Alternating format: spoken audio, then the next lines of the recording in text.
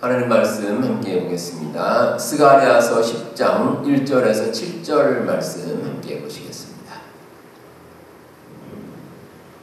구약성경 스가랴 10장입니다. 1절부터 7절까지 한 절씩 교독하겠습니다. 봄비가 올 때에 여호와 곧 구름을 일게 하시는 여호와께 비를 구하라. 무리에게 소낙비를 내려서 밭의 채소를 각 사람에게 주시리라.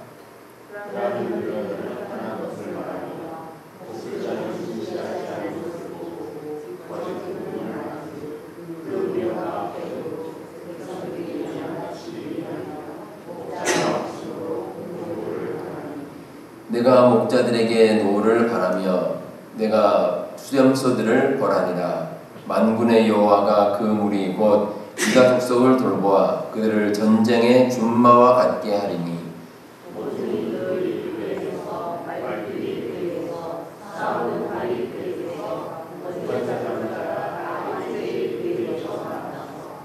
싸울 때 용사같이 거리의 진흙 중에 원수를 밟을 것이라. 여호와가 그들과 함께한즉 그들이 싸워 말탄 자들을 부끄럽게 하리라.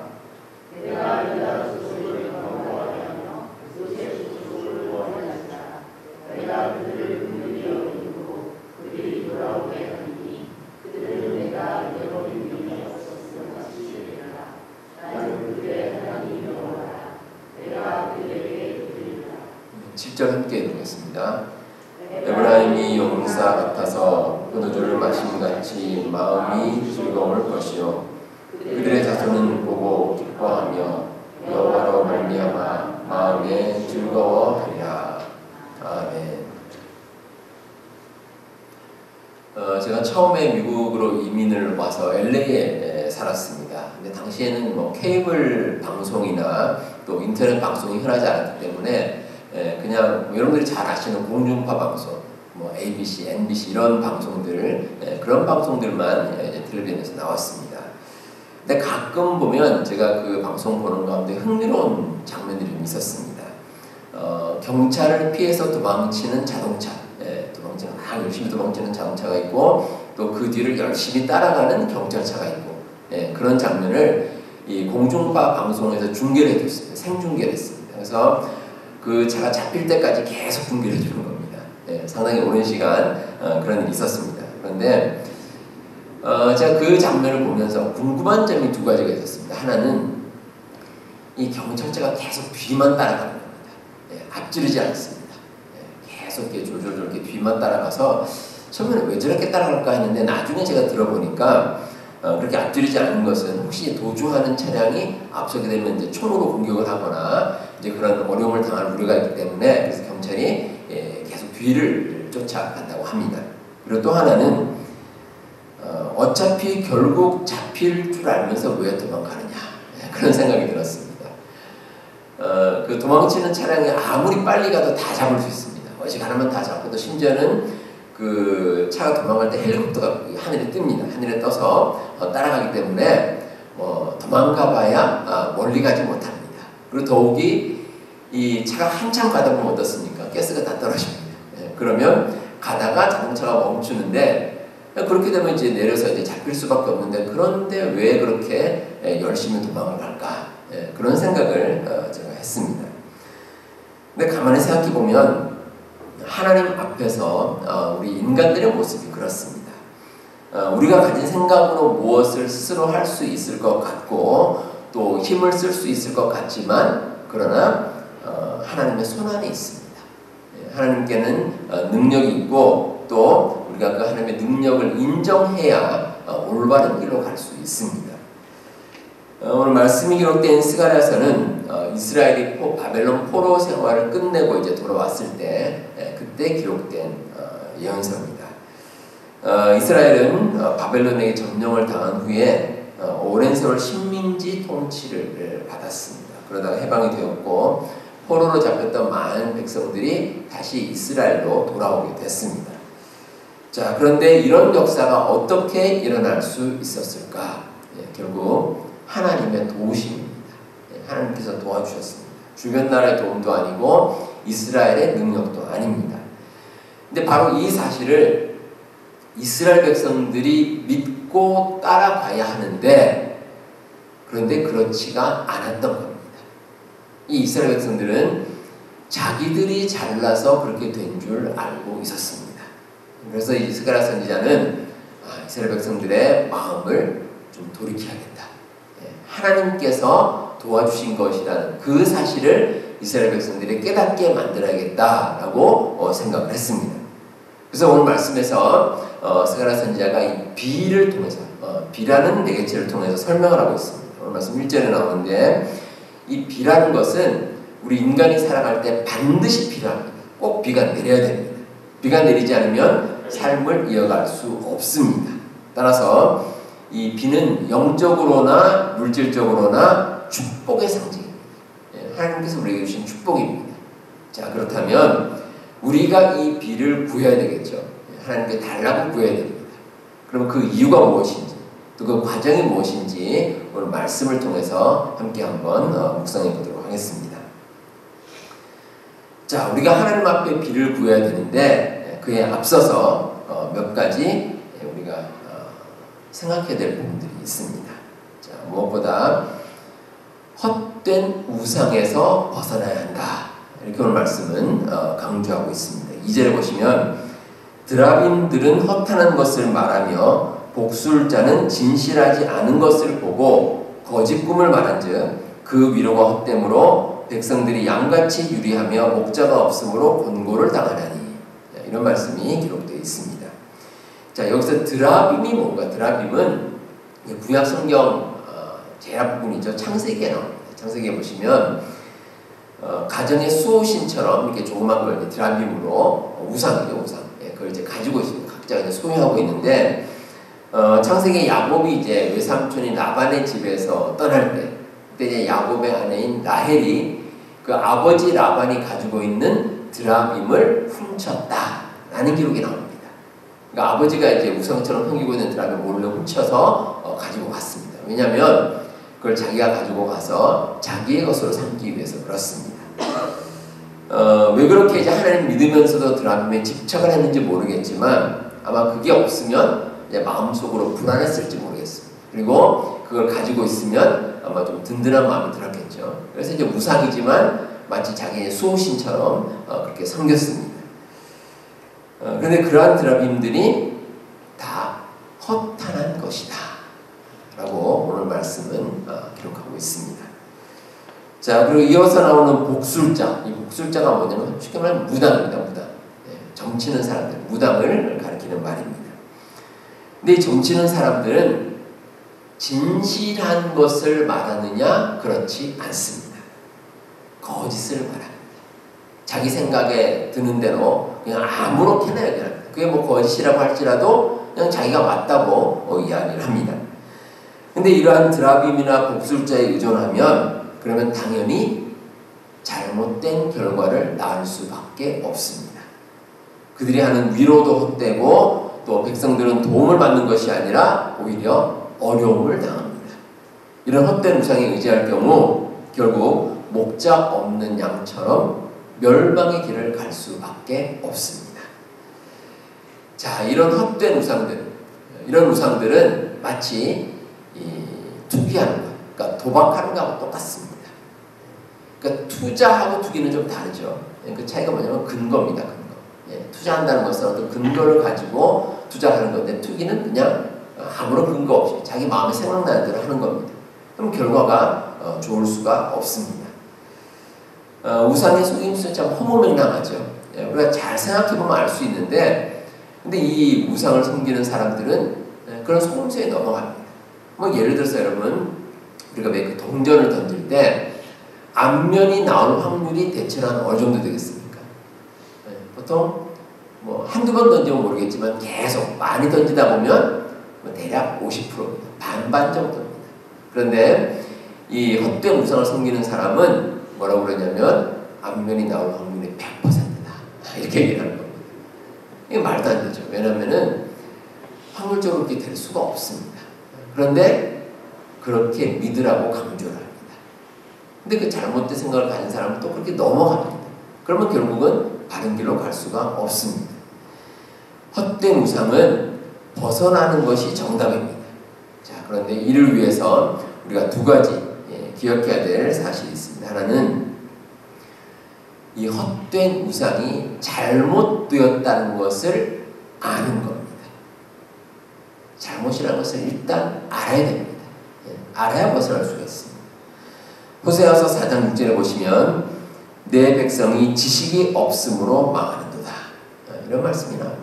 그러니까 여기서 지식은 세상적인 지식이 아니라 하나님을 아는 지식입니다.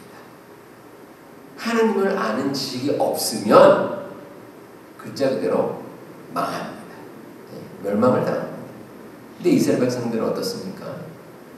이스라엘 백성들이 하나님을 모를 리가 없습니다. 그렇죠?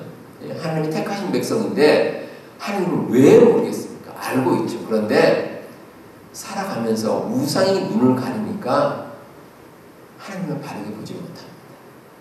하나님을 아는 지식이 다 사라져버렸습니다. 그러니까 결국은 바른 길로 갈 수가 없었던 겁니다. 자, 그리고 다음으로 우상이 헛되다는 것을 알았다면 빨리 벗어나야 됩니다. 그 자리를 떠나야 됩니다. 그러니까 우리가 우상이라는 걸 모르면 혹시 그 자리에 있을 수가 있습니다. 그런데 우상을 섬기는 것이 잘못되었다. 하나님이 아닌 다른 존재에 의지하는 것이 잘못되었다고 생각한다면, 그걸 깨닫게 되었다면 그 즉시 그 자리에서 떠나야 됩니다. 빨리 떠나야죠. 그래야 바른 길을 갈 수가 있습니다. 한국의 강원도의 그 정선이라는 곳에 가보면 강원랜드라는 도박장이 있습니다. 근데 여기는 참 특별한 곳인 것이 한국에서 그 내국인들, 그러니까 한국 사람들이 합법적으로 출입할 수 있는 유일한 카지노가 거기 있다고 합니다. 그게 이제 강원랜드입니다. 그래서 많은 사람들이 거기 가서 도박을 하는데 참 황당한 것은 거기에 숙박시설이 많이 있습니다. 근데 여러분도 아시겠지만 이 한국이 큰 나라가 아닙니다. 그러니까 전국 어디를 가든지 반나절이면 다 갈 수 있습니다. 그러니까 거기 가서 도박을 하더라도 그거 마치면 그냥 집에 가면 됩니다. 집에 가면 되는데, 근데 숙박시설이 많습니다. 이게 무슨 뜻이겠습니까?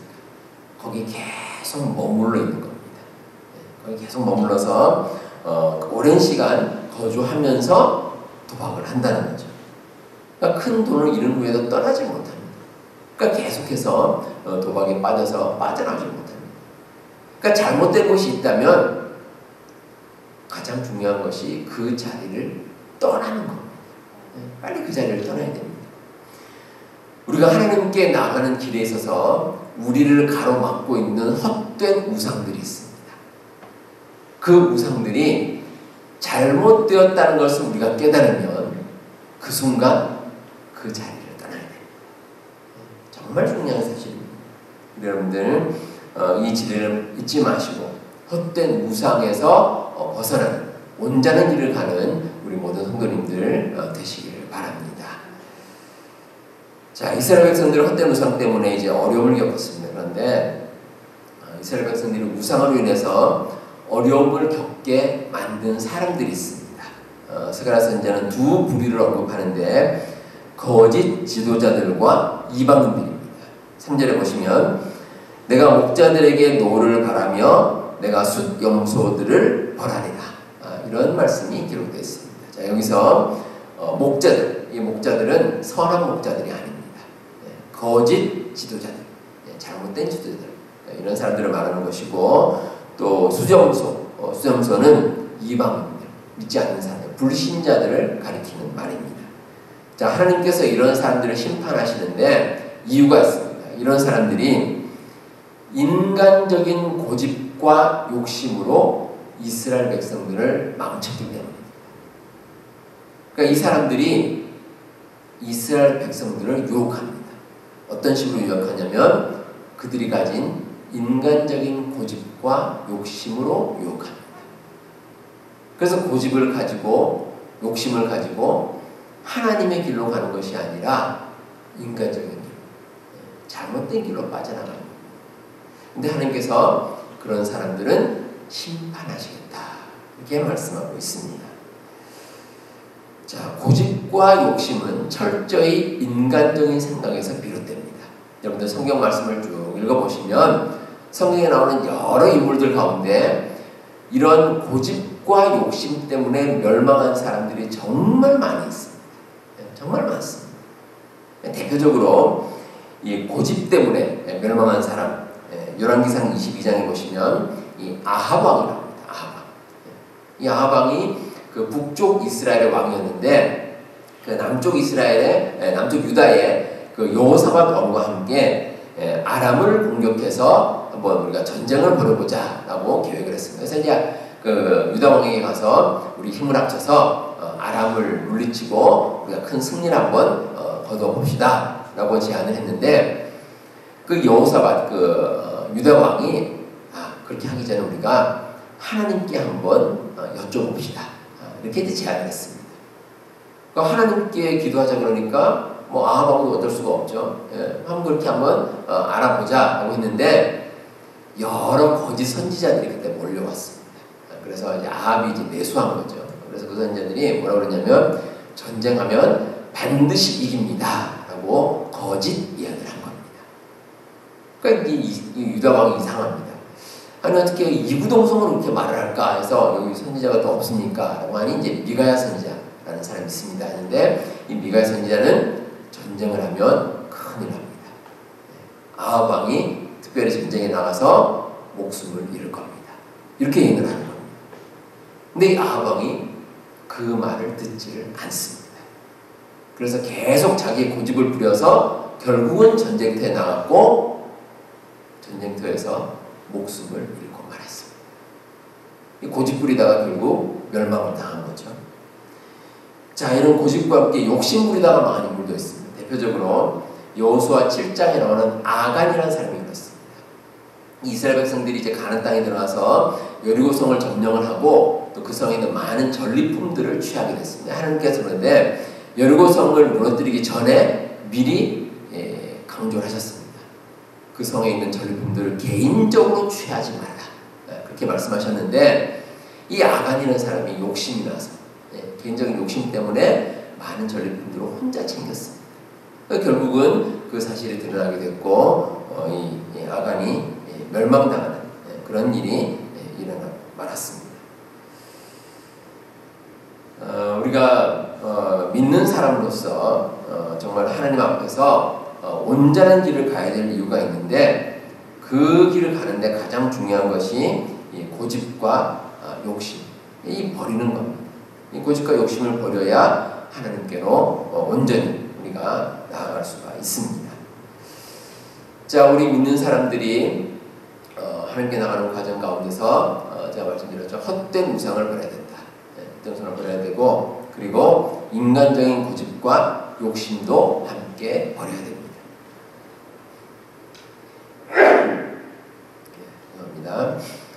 그리고 나서 우리가 해야 될 것이 있습니다. 기도하는 가운데 하나님의 뜻을 간구하는 겁니다. 오늘 말씀 6절과 7절에 보시면 하나님께서 회복의 축복을 약속해 주셨습니다. 그런데 아주 중요한 구절이 하나 나옵니다. 6절에 보시면 그들은 내가 내버린 일이 없었음 같이 되리라. 자, 이런 말씀이 나옵니다. 하나님께서 버린 일이 없는 것과 같이 회복시켜 주시겠다는 겁니다. 하나님께 기도할 때 그런 놀라운 역사가 일어납니다. 예수님 비유 가운데 탕자 비유가 있습니다. 탕자가 그렇습니다.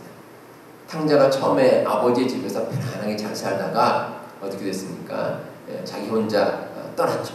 자기 생각대로 떠났는데 나중에 회개하고 다시 돌아왔습니다. 근데 돌아오고 나서 그 아버지가 탕자의 모든 지위를 다 회복시켜줬습니다. 마치 탕자에게 아무런 일이 없었던 것처럼, 아무 일 없었던 것처럼 탕자는 모든 것이 다 회복이 됐습니다. 하나님께서는 이런 회복의 축복을 우리에게도 약속하십니다. 만약에 우리가 하나님을 떠나서, 혹시 하나님을 떠나서 어려움을 겪을지라도 우리가 하나님께로 돌아가면 다시 한번 회복의 축복이 있습니다. 하나님께서 약속해 주십니다. 그리고 이를 위해서 꼭 필요한 것이 있습니다. 하나님께 드리는 간절한 기도입니다. 간절한 기도입니다. 6절에 보시면 나는 그들의 하나님 여호와라 내가 그들에게 들으리라. 이런 말씀이 나옵니다. 하나님께서 우리가 하시는 기도를 들으시겠다는 겁니다. 들어주시고 응답해 주시겠다. 그렇게 약속을 주십니다. 자, 그렇다면 우리는 어떤 기도를 드려야 되겠습니까? 우리가 드려야 될 기도, 오늘 설교 제목처럼 하나님께 비를 구하는 겁니다. 자, 비가 뭡니까? 꼭 필요한 겁니다. 꼭 필요한 겁니다. 이스라엘이 약간 이제 아열대 기후면서 이제 지중해성 그런 기후인데 이런 기후에서는 농사를 지을 때 보통 가을에 씨를 뿌립니다. 가을에 씨를 뿌려서 겨울이 지나고 이제 봄이 되면 추수를 합니다. 근데 씨를 뿌릴 때 비가 좀 와야 됩니다. 근데 그 비를 이른비라고 하죠. 이른비. 가을에 내리는 비를 이른비라고 하고, 그리고 이듬해 봄에 추수하기 전에 이제 곡식이 잘 익으려면 또 내려야 되는 비가 있습니다. 늦은 비, 봄비입니다. 오늘 말씀에 나오는 봄비인데 그 비가 내려줘야 됩니다. 그래야지 온전하게 추수를 할 수가 있습니다. 자, 이렇게 비가 내리는 것은 이스라엘 백성들이 먹고 사는 데 있어서 필수적인 겁니다. 핵심입니다. 핵심.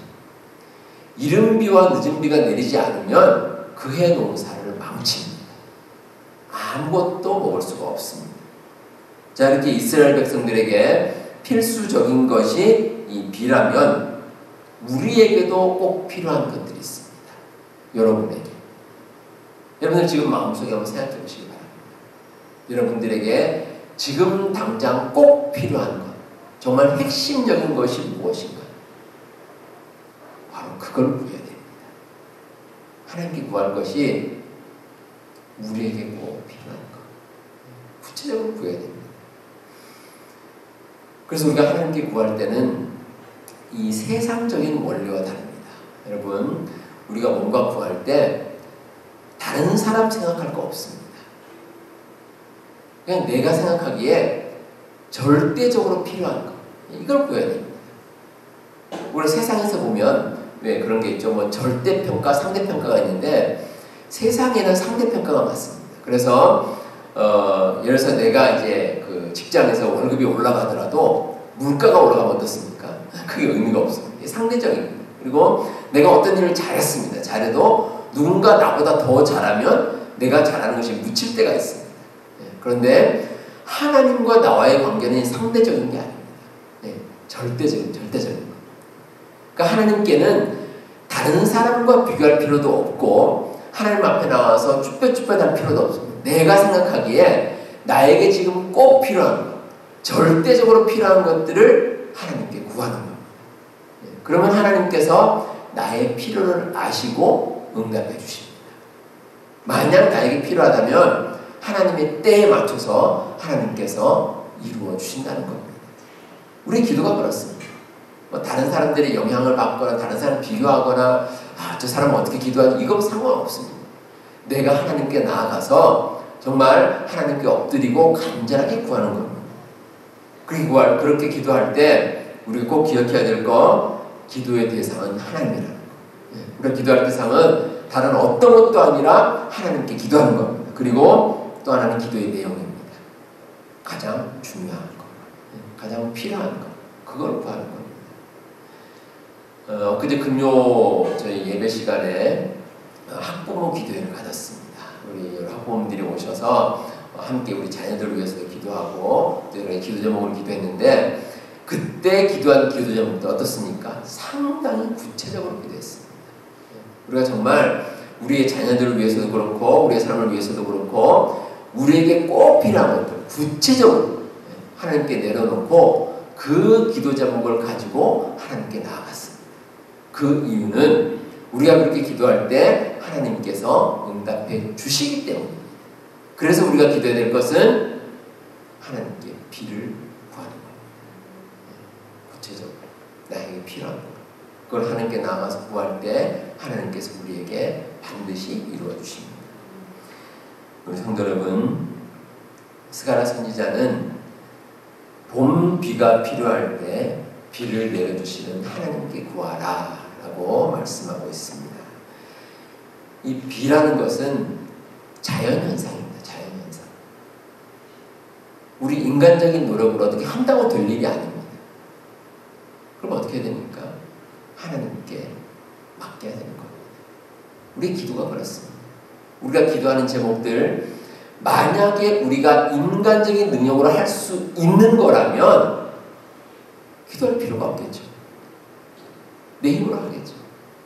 그런데 할 수 없는 것이기 때문에 기도하는 겁니다. 스가랴 선지자가 강조했던 것처럼 나에게 비가 필요하다면 하나님께 나아가 구해야 됩니다. 그럼 하나님께서 반드시 응답해 주십니다.